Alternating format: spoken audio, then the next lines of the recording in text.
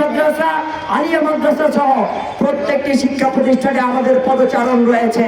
আমাদের ইসলামী শ্রমিক আন্দোলন বাংলাদেশে আছে, ইসলামী আইনজীবী ফোরাম আছে এবং উলামায়ে কেরামদেরকে নিয়ে জাতীয় উলামা মাশায়েখ আইম্মা পরিষদ আছে।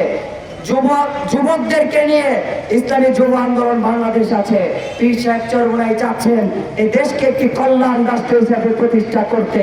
এবং সর্বশেষ বলতে চাই, পীর সাহেব চরমোনাইয়ের যে স্লোগান, এই স্লোগানকে সামনে রেখে আমাকে আপনাকে কাজ করতে হবে। আজকে এখান থেকে শপথ নিতে হবে, প্রত্যেকটি পাড়া মহল্লায় ঘরে ঘরে ম্যান টু ম্যান আপনাকে দাওয়াত দিতে হবে।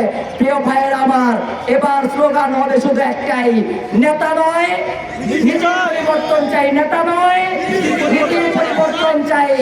এবং বাংলাদেশকে পরিবর্তন করতে হলে এবার মার্কা কি ভাইয়ের আমার? গোপালপুর পাহাড়ের মার্কা কি? আরো জোরে সেই মার্কা চলছে বাবা।